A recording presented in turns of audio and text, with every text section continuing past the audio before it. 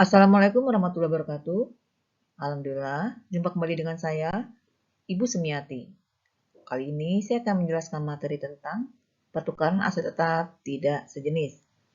Sebelum kita mulai pembelajarannya, marilah kita sama-sama melafazkan basmalah.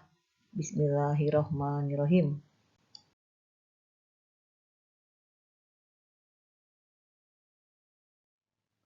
Pertukaran aset tetap tidak sejenis.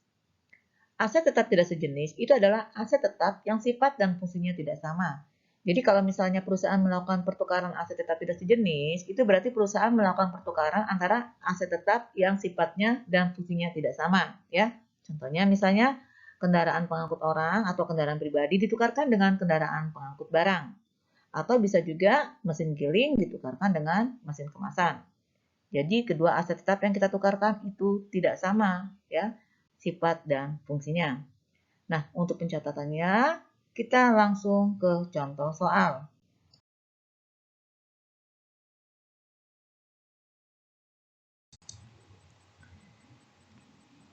Pada tanggal 26 Juni 2019, PT Alfariji menukarkan sebuah mesin lama dengan mesin baru yang tidak sejenis seharga 280 juta rupiah. Dalam pertukaran tersebut, PT Alfariji menambahkan uang tunai sebesar 110 juta rupiah. Data mengenai mesin lama sebagai berikut. Harga perolehan mesin lama 220 juta dan mulai dioperasikan tanggal 1 Mei 2015. Taksiran usia ekonomi 10 tahun dengan nilai residu 40 juta rupiah. Disusutkan dengan metode garis lurus. Diminta, hitunglah laba rugi atas pertukaran dan jurnal yang diperlukan. Ya, jadi di sini tugasnya kita akan menghitung laba rugi pertukaran dan jurnal yang diperlukan. Yang mesti kamu ingat ya, untuk menghitung laba rugi pertukaran, itu kamu membutuhkan data mengenai harga perolehan mesin baru ya, dikurangi dengan nilai buku mesin lama. Nah, untuk mencari nilai buku mesin lama, itu rumusnya adalah dari harga perolehan mesin lama dikurangi dengan akumulasi penyusutannya. Nah, kalau kamu lihat soalnya di sini, data mengenai akumulasi penyusutan belum ada. Jadi kamu tugasnya pertama kamu harus cari terlebih dahulu berapa nilai akumulasi penyusutannya, ya. Ingat penyusutannya menggunakan metode garis lurus, ya. Rumus dari metode garis lurus itu adalah harga perolehan dikurang nilai residu dibagi umur ekonomis. Itu penyusutan tiap tahunnya, ya. Jadi saya ulangi sekali lagi. Pertama kamu harus cari nilai akumulasi penyusutannya dulu, ya. Caranya pertama cari penyusutan tiap tahun dulu, ya. Kita cari penyusutan tiap tahun, ingat dengan metode garis lurus.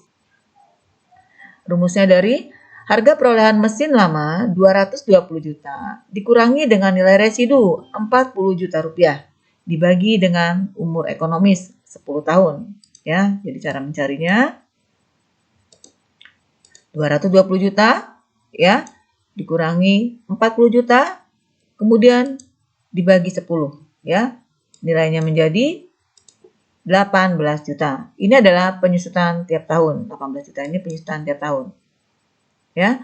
Kemudian akumulasi penyusutannya ini kita hitung dari tanggal mulai dioperasikan 1 Mei 2015 sampai dengan mulai ditukarkan 26 Juni 2015 ya. Jadi akumulasi penyusutannya dimulai dari 1 Mei 2015 sampai 26 Juni 2019 ya. Ingat, akumulasi penyusutan mesin lama itu dihitung dari tanggal mulai dioperasikannya mesin lama sampai dengan tanggal mulai ditukar ya. Jadi kalau kamu lihat di sini datanya berarti dari tanggal 1 Mei 2015 sampai 26 Juni 2019 ya.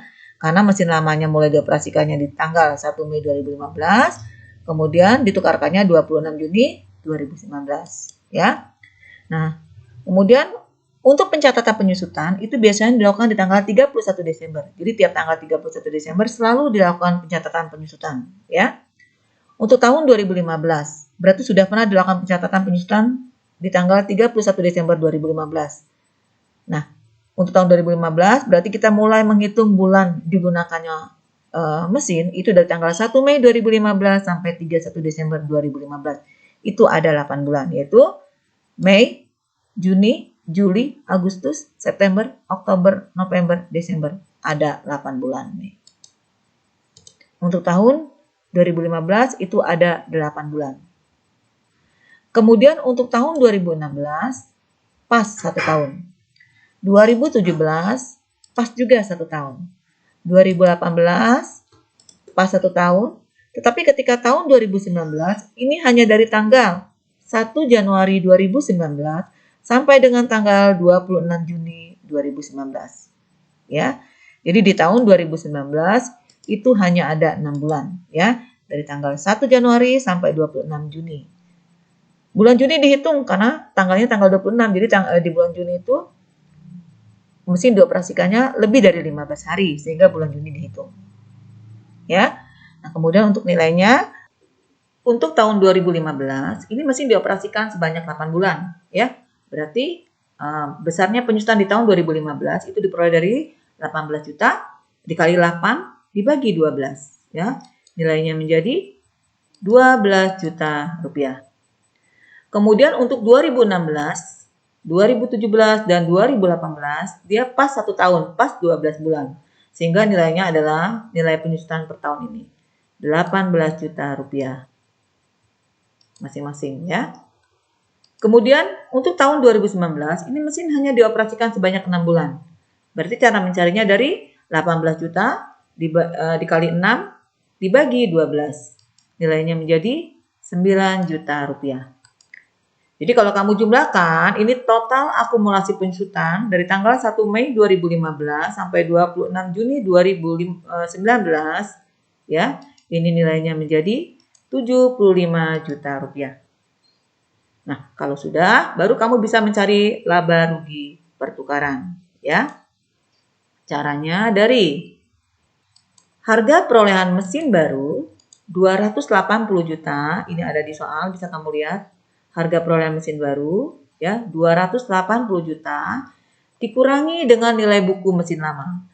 Nilai buku mesin lama itu diperoleh dari harga perolehan mesin lama 220 juta. Ya, harga perolehan mesin lama 220 juta. Ya. Kamu kurangi dengan total akumulasi penyusutan 75 juta rupiah. Ya. Akumulasi penyusutannya 75 juta rupiah. 220 juta dikurangi 75 juta, ini nilainya 145 juta rupiah. Ya, jadi nilai bukunya adalah 145 juta rupiah. Kemudian harga mesin baru 280 juta dikurangi dengan nilai buku 145 juta, ini yang namanya selisih antara mesin lama dengan mesin baru atau selisih nilai buku 135 juta. Nah, di sini kita lihat di soal, ya. Di sini dalam pertukaran tersebut PT Alfariji menambah uang tunai senilai 110 juta rupiah.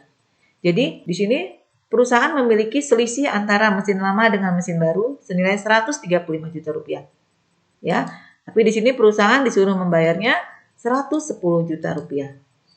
Ya, berarti di sini perusahaan memperoleh laba, ya. Labanya senilai 25 juta rupiah.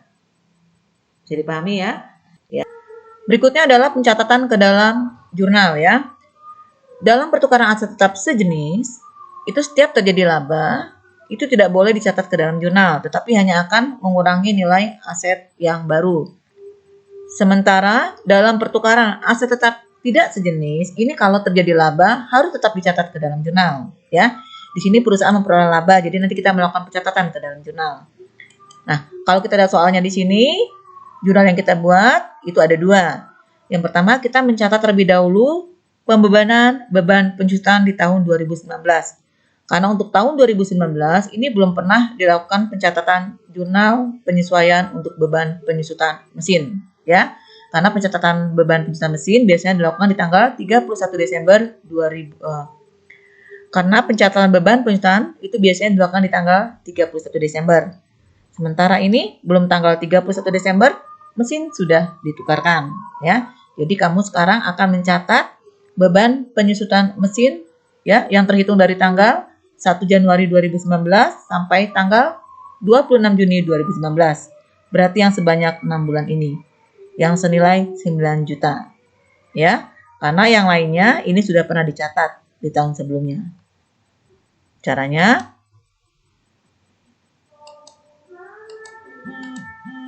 beban penyusutan mesin di debit, akumulasi penyusutan mesin di kredit senilai 9 juta rupiah. Ya, jadi penyusutan yang terakhir ini.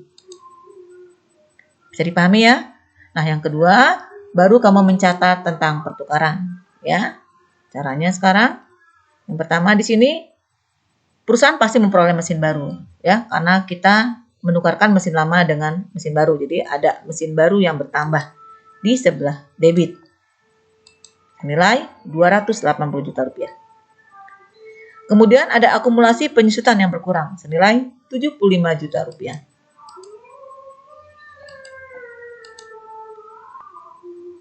Kreditnya, mesin lama berkurang senilai harga perolehan mesin lama, yaitu 220 juta rupiah. Kemudian kas perusahaan berkurang karena kita mengeluarkan uang senilai 110 juta rupiah. Berikutnya dalam pertukaran ini perusahaan memperoleh laba 25 juta rupiah. Maka akan ada akun laba pertukaran aset tetap di sebelah kredit senilai 25 juta rupiah. Ya, bisa dipahami? Jadi kalau misalnya perusahaan mengalami kerugian, maka akan ada akun rugi di sebelah debit. Bisa dipahami ya? Demikianlah video pembelajaran dari saya. Semoga video pembelajaran ini bermanfaat. Sampai bertemu di video pembelajaran berikutnya. Jangan lupa subscribe, like, comment, and share. Saya akhiri. Wassalamualaikum warahmatullahi wabarakatuh.